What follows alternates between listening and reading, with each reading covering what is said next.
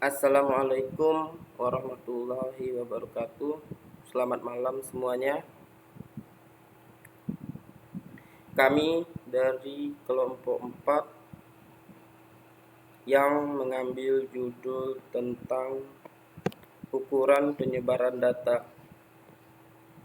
Di sini kami terdiri dari 3 orang, yaitu Riyandi Evansyah, Ronauli Simorangkir, dan Sri Wahyuni. Puji dan syukur kami panjatkan kehadirat Tuhan Yang Maha Esa atas segala rahmat dan karunia-Nya sehingga kami dapat menyelesaikan makalah ini dengan judul ukuran penyebaran data.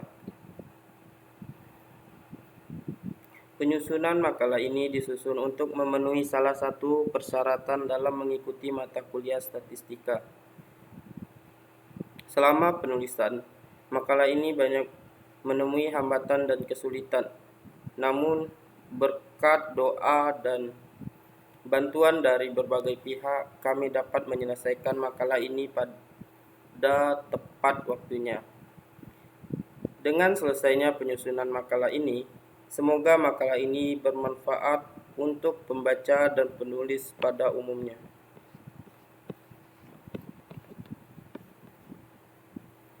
Di sini kita masuk di bab 1, pendahuluan. Latar belakang statistik berasal dari bahasa Latin yang artinya adalah status atau negara. Pada mulanya, statistika berhubungan dengan fakta dan angka yang dikumpulkan oleh pemerintah untuk bermacam-macam tujuan. Statistik juga diturunkan dari kata bahasa Inggris yaitu state atau pemerintah. Pengertian yang sangat sederhana tentang statistik adalah sebagai suatu kumpulan data yang berbentuk angka dan tersusun rapi dalam suatu tabel, grafik, gambar, dan lain-lain. Misalnya, tabel mengenai keadaan pegawai di kantor, grafik perkembangan jumlah penduduk dari waktu ke waktu, dan lain sebagainya. Sedangkan pengertian yang lebih luas mengenai statistik adalah merupakan kumpulan dari teknik mengumpulkan analisis dan interpretasi data dalam bentuk angka. Dan statistik juga merupakan bilangan yang menunjukkan sifat-sifat karakteristik data yang dikumpulkan tersebut.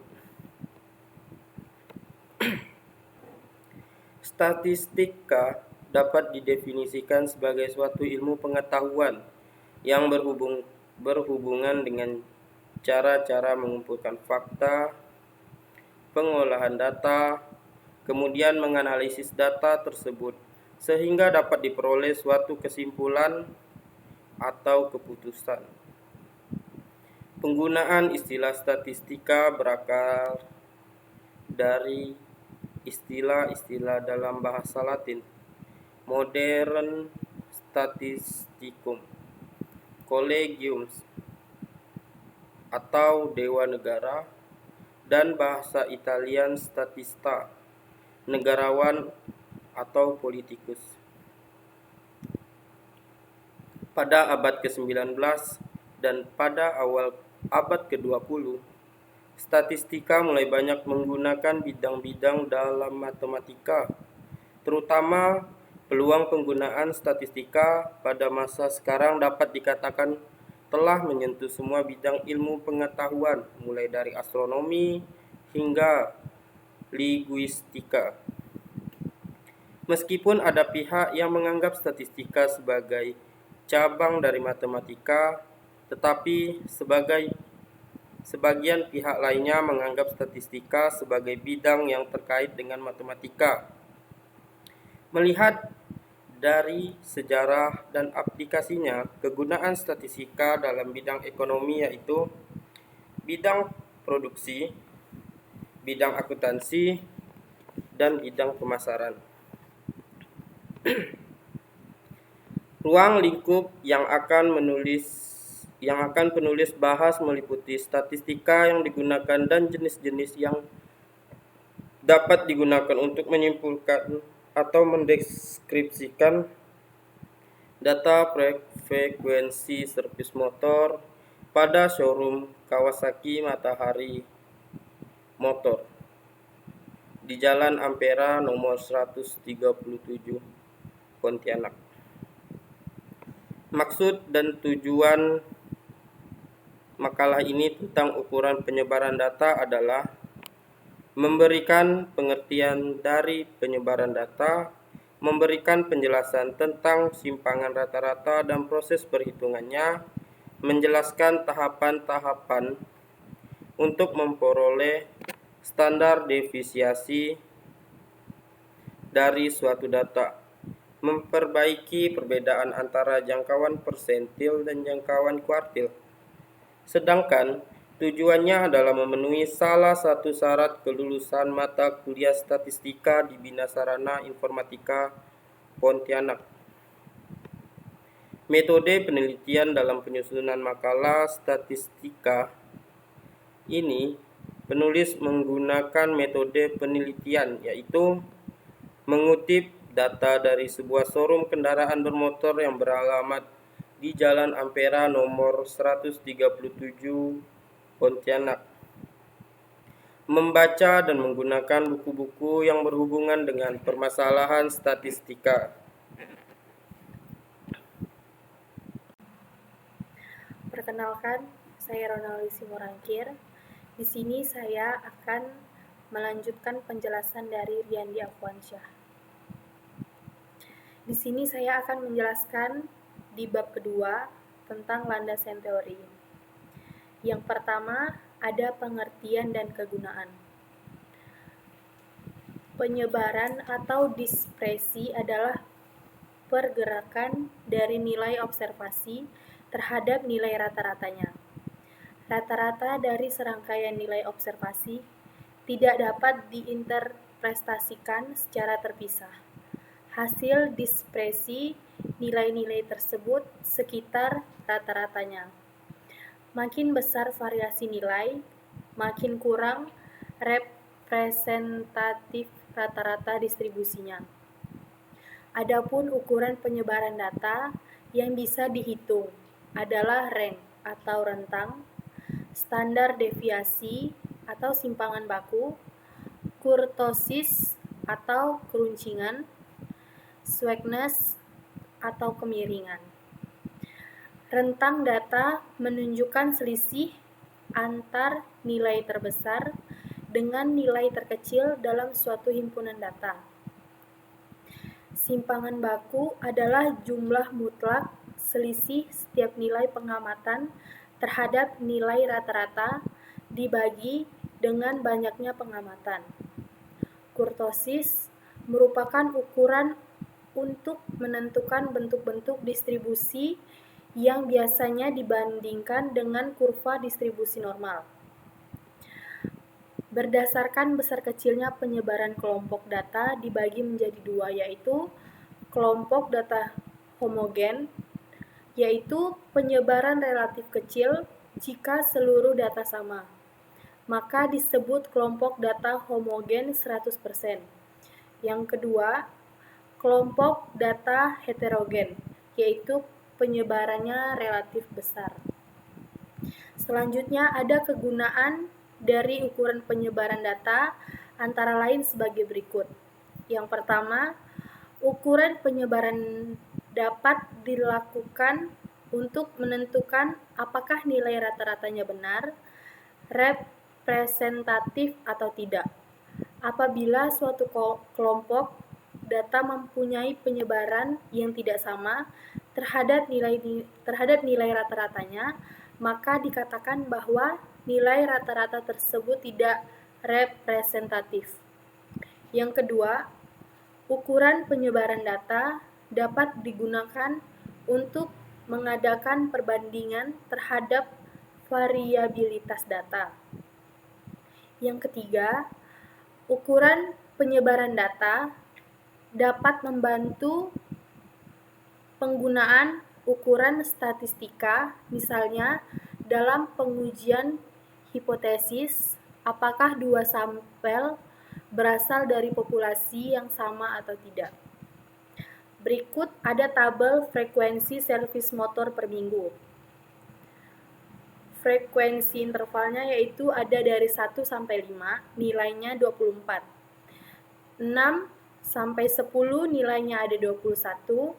11 sampai 15 nilainya 21. 16 sampai 20 nilainya ada 29. 21 sampai 25 nilainya ada 12. 26 sampai 30 nilainya 6. Jumlah sigma F sama dengan 113. Berikut langkah-langkah pencariannya. Yang pertama, mencari XI atau titik tengah dari data tabel. Data pertama, X1 sama dengan 1,5 atau batas atas kelas 1 ditambah batas bawah kelas 1 sama dengan 1,5 atau 4,50 ditambah 1,50 hasilnya 3. Data kedua, 1,5 atau batas atas kelas 2 ditambah batas bawah kelas 2 sama dengan 1,5 dalam kurung 9,50 ditambah 6,50 hasilnya 8. Data ketiga, 1,5 atau batas atas kelas 3 ditambah batas bawah kelas 3 sama dengan 1,5 dalam kurung 14,50 ditambah 11,50 hasilnya 13. Data keempat, 1,5 atau batas atas kelas 4 ditambah batas bawah kelas 4 sama dengan 1,5 dalam kurung 19,50 ditambah 16,50 hasilnya 18. Data kelima, 1,5 atau batas atas kelas 5 ditambah batas bawah kelas 5 sama dengan 1,5 dalam kurung 24 ditambah 50 ditambah 21,50 hasilnya 23.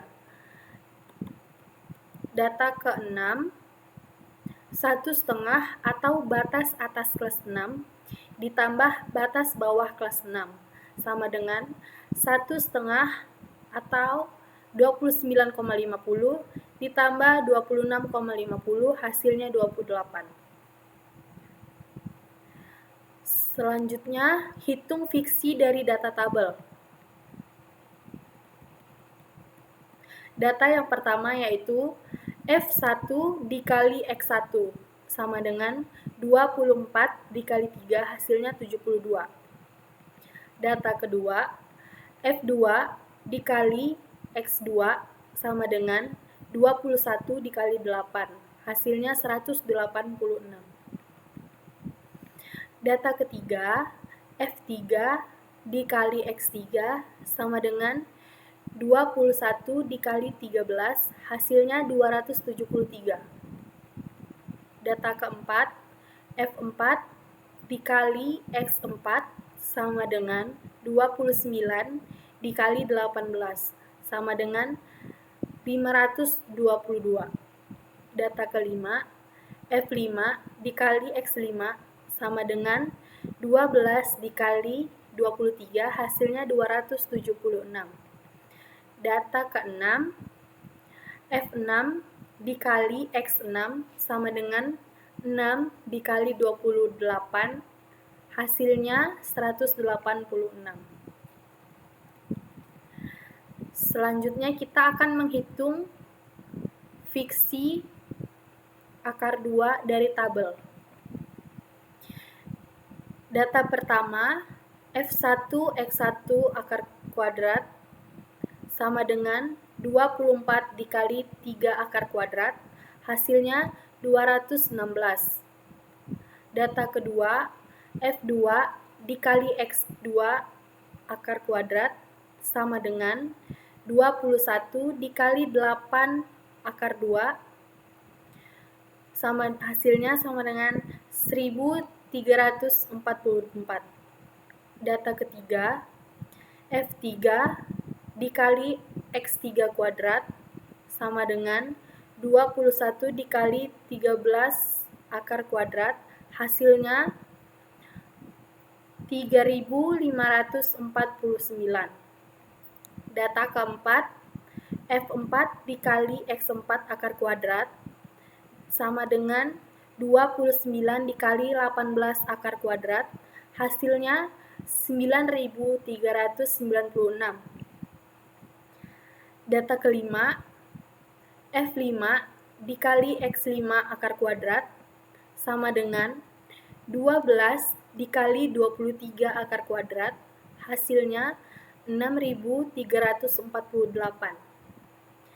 Data keenam, F6 dikali X6 akar kuadrat sama dengan 6 dikali 28 akar kuadrat, hasilnya 4704. Selanjutnya kita akan mencari rata-rata hitungan data interval dari data tabel sebagai berikut. Sigma Fi dikali Xi atau sigma V. Keterangannya yaitu Fi adalah frekuensi data interval, sedangkan Xi adalah nilai tengah dari data interval. Sigma Fi dikali Xi, di bawahnya sigma Fi sama dengan F1 dikali X1 ditambah F2 dikali X2 ditambah F3 dikali X3, F4 dikali X4 ditambah F5 dikali X5 ditambah F6 dikali X6. Di bawahnya ada F1 ditambah F2 ditambah F3 ditambah F4 ditambah F5 ditambah F6.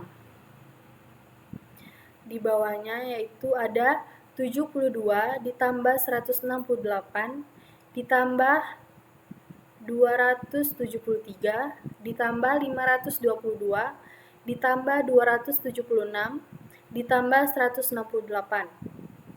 Di bawahnya lagi ada 24 ditambah 21 ditambah 21 ditambah 29 ditambah 2 ditambah 6. Hasilnya dari keduanya yaitu 1479 dibagi 113. Hasilnya 13.088. Di bawahnya dalam mencari ini acukan minus dari data tabel. Data pertama yaitu 3 dikurang 13,09, hasilnya minus 10,09. Data kedua, 8 dikurang 13,09, hasilnya minus 5,09. Dari data ketiga, ada 13 dikurang 13,09, hasilnya minus 0,09. Data keempat, ada 18 dikurang 13,09, hasilnya 4,91. Data kelima, 23 dikurang 13,09, hasilnya 9,91. Data keenam, 28 kurang 13,09, hasilnya 14,91. Mencari F dari data tabel. Data pertama, F1 sama dengan 24, harga mutlaknya yaitu 3 dikurang 13,09, hasilnya 24 dikali dalam kurung 10,09, hasilnya 242,16. Data kedua, F2 harga mutlak sama dengan 21 harga mutlak 8 dikurang 13,09, hasilnya 21 dikali dalam kurung 5,09, hasilnya 106,89. Data ketiga, F3 harga mutlak sama dengan 21 harga mutlak 13 dikurang 13,09, hasilnya 21 dikali 0,09 sama dengan 1,89. Data keempat, F4 harga mutlak sama dengan 29 harga mutlak 18 dikurang 13,09 sama dengan 29 dikali 4,91, hasilnya 142,39. Data kelima, F5 harga mutlak sama dengan 12 harga mutlak 23 dikurang 13,09 sama dengan 12 dikali 9,91. Hasilnya 118,92 sama dengan hasilnya 118,92.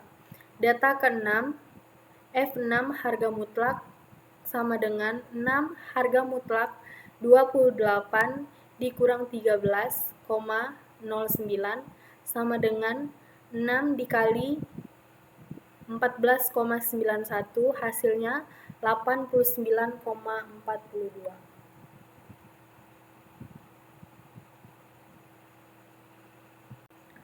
Selanjutnya kita cari nilai rata-rata hitung. Data pertama yaitu dalam kurung 3 dikurang 13,09 akar kuadrat sama dengan minus 10,09 akar kuadrat, hasilnya 101,8081. Data kedua, 8 dikurang 13,09 akar kuadrat sama dengan minus 5,09 akar kuadrat, hasilnya 25,908. Data ketiga, 13 dikurang 13,09 akar kuadrat sama dengan minus 0,09 akar kuadrat, hasilnya 0,0081. Data keempat, 18 dikurang 13,09 akar kuadrat sama dengan 4,91 akar kuadrat, hasilnya 24,1081. Data kelima, 23 dikurang 13,09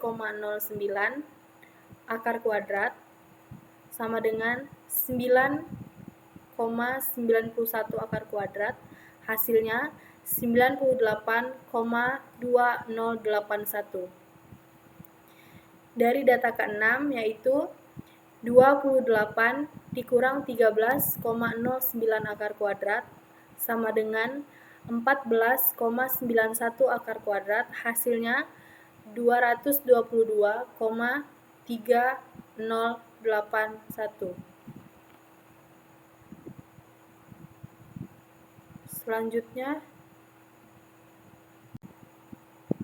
Selanjutnya kita mencari frekuensi interval.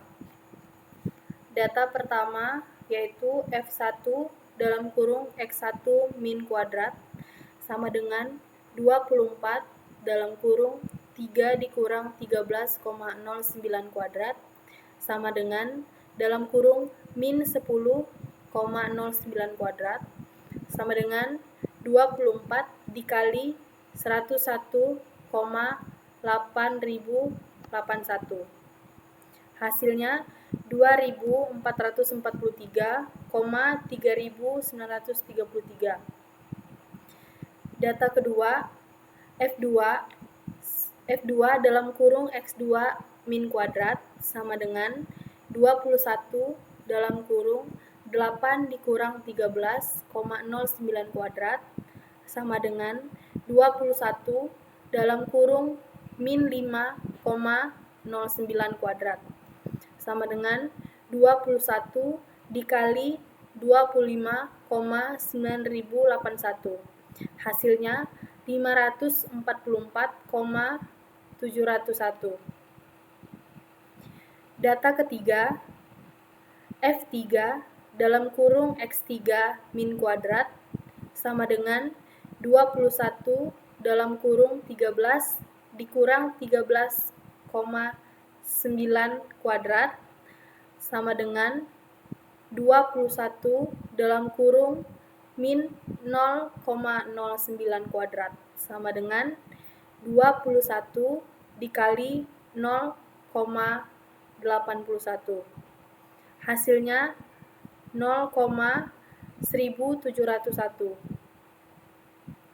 Data keempat, F4 dalam kurung X4 min kuadrat sama dengan 29 dalam kurung 18 dikali 13,09 kuadrat sama dengan 29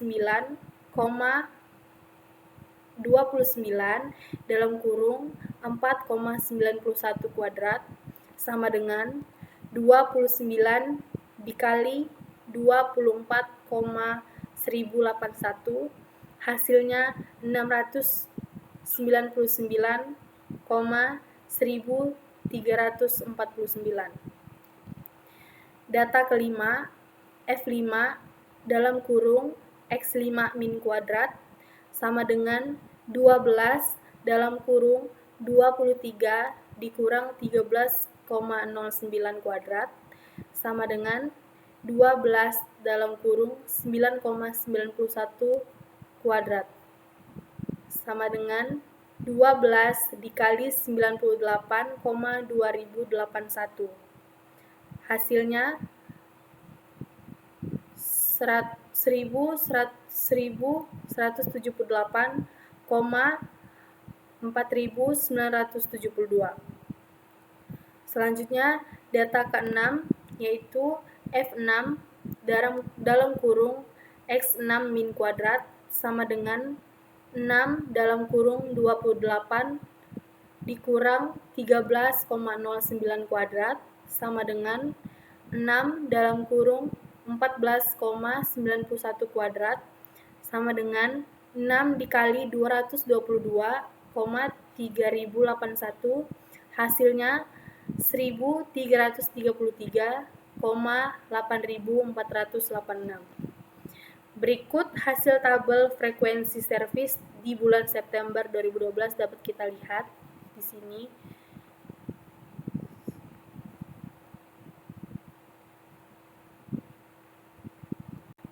Selanjutnya kita masuk ke jumlah, yaitu jumlah sigma sama dengan 113, sigma xi sama dengan 93, sigma 1479, sigma 25.557, sigma sama dengan 45, sigma f sama dengan 701,71, sigma sama dengan 472,3486, sigma fi sama dengan 6119,1142.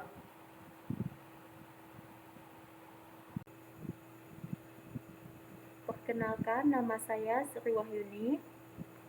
Di sini saya akan melanjutkan pembahasan dari kronologi, yaitu bab 3 pembahasan.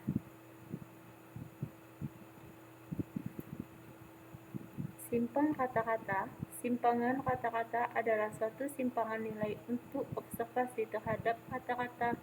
Kata-kata simpangan sering disebut simpangan kata-kata atau main divisi yang dilambangkan dengan SF. Untuk data kelompok, kata-kata simpangan ditentukan dengan rumus data berbobot sama dengan data kelompok. SF sama dengan 1 sigma F. SF simpangan kata-kata. X sama dengan nilai data ke I, nilai kata-kata hitung. F sama dengan frekuensi, N banyaknya data.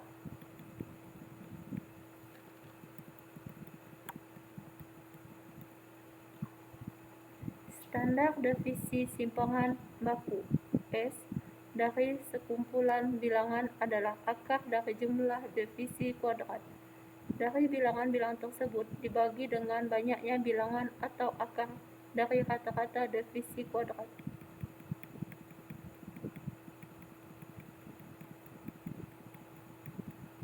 Data berbobot atau berkelompok. S sama dengan akar S2. S2 sama dengan sigma F.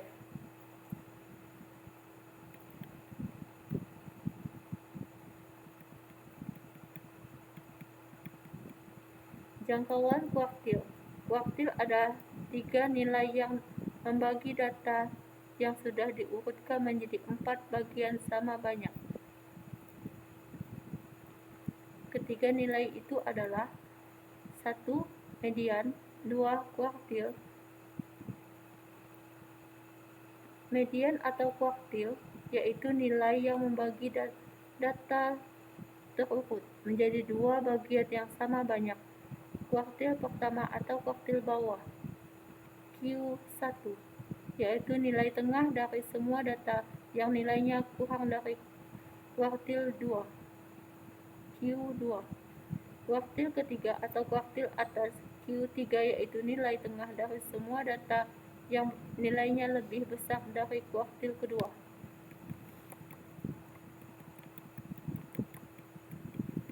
Jangkauan semi-intel kuartil atau simpangan kuartil, QD, didivisikan sebagai berikut. QD sama dengan setengah Q3 dikurang Q1.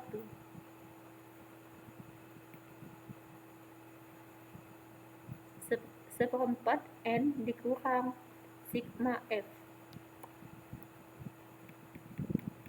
Data kelompok. Nilai QI sama dengan LQ ditambah C, yang keterangannya I 1, 2, 3 LQ tepi bawah atas QI. FQ sama dengan frekuensi kelas QI. N sama dengan jumlah data. C panjang kelas atau interval kelas. Sigma F jumlah frekuensi sebelum kelas QI.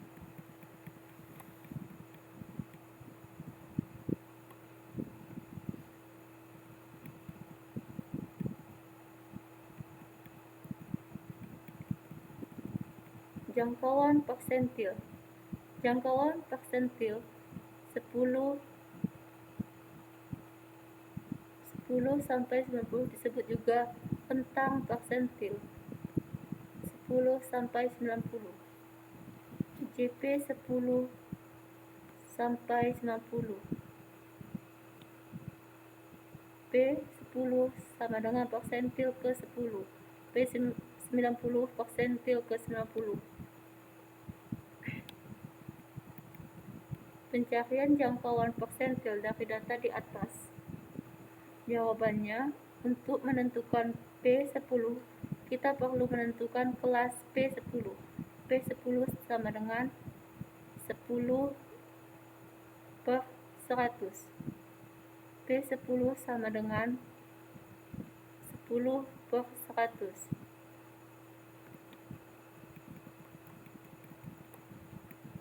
Jadi P10 terletak pada frekuensi 11,30 dan berada pada periode 1 sampai 5. Maka P10 adalah 10/100 sigma F.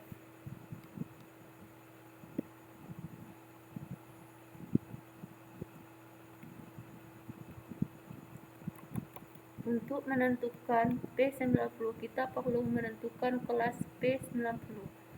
P90 sama dengan 90/100.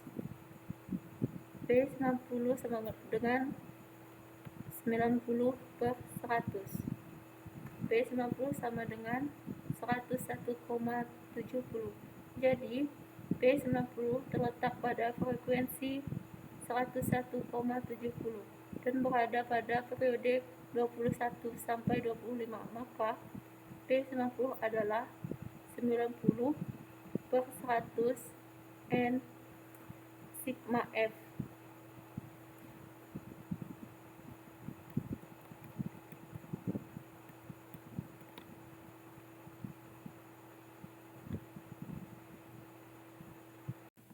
Oke, di sini saya akan melanjutkan dari teman saya masuk ke bab 4 penutup. Demikianlah penulisan makalah ini yang telah kami buat. Dari hasil pembahasan yang telah kami bahas pada makalah ini, maka kita ambil kesimpulan dan rekomendasi. Kesimpulannya, ukuran penyebaran data yang telah dihitung adalah range atau rentang standar deviasi simpangan baku. Rentang data menunjukkan selisih antara nilai terbesar dengan nilai terkecil dalam suatu himpunan data. Saran dalam kehidupan sehari-hari bahwa penggunaan aplikasi Microsoft Excel dan juga SPSS dapat memberikan manfaat yang besar bagi suatu organisasi, perusahaan maupun pendidikan, yaitu waktu dapat menjadi lebih efisien ketika melakukan pengolahan data mentah menjadi data berkelompok yang nantinya menjadi informasi bagi organisasi tersebut dalam menentukan keputusan yang lebih baik di masa yang akan datang. Sekian, terima kasih. Assalamualaikum warahmatullahi wabarakatuh. Selamat malam. Be strong.